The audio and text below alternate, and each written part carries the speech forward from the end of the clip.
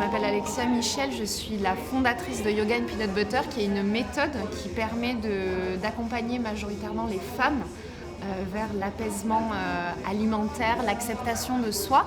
Et du coup, je présente ici au Kind Festival ce livre qui est donc la méthode chez Larousse en complément d'un programme en ligne donc, qui permet de se questionner et passer à l'action sur ces questions de conduite alimentaire et self-love. Alors c'est une longue histoire à la fois personnelle et professionnelle, donc une reconversion vers le yoga, sachant que je ne faisais pas du tout ça avant. Et le constat surtout que le yoga peut aider les personnes à retrouver cette harmonie corps, mental, alimentation.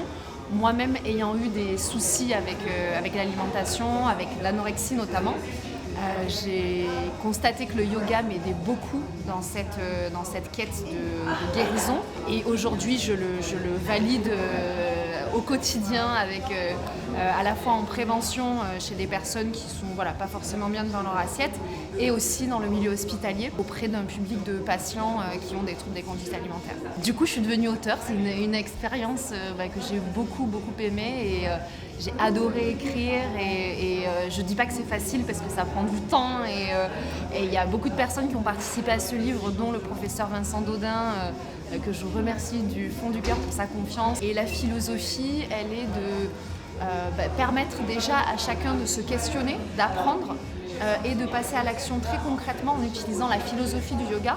Donc vraiment, on va parler de la bienveillance, de la compassion, de la culpabilité qu'on a parfois devant l'assiette, du détachement, du yoga de la nutrition, de ce que veut dire la détox, parce qu'on parle beaucoup de détox. Tous ces sujets sur lesquels j'ajoute de la philosophie, de la théorie du yoga pour accompagner les personnes qui en ont besoin et surtout leur permettre de s'émanciper par rapport à ça et d'aller aux causes de ce qui a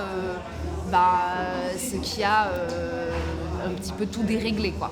Mais c'est aussi du yoga dans l'assiette. Tout ce qu'on fait sur le tapis, donc travailler la modération, l'équilibre, le pardon.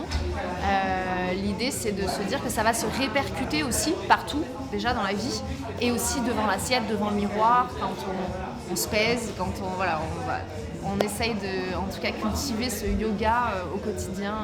Il est sorti le 20 avril et en pré-vente, on a été premier sur Amazon au bout de 24 heures. Donc c'était un magnifique cadeau pour moi après autant de travail. Et j'ai des super retours, notamment des abonnés qui font la méthode en ligne, qui ont acheté le livre et qui ont vu que c'était complètement complémentaire. Donc je suis super contente que ça aide beaucoup de personnes et j'espère de plus en plus de personnes en fait.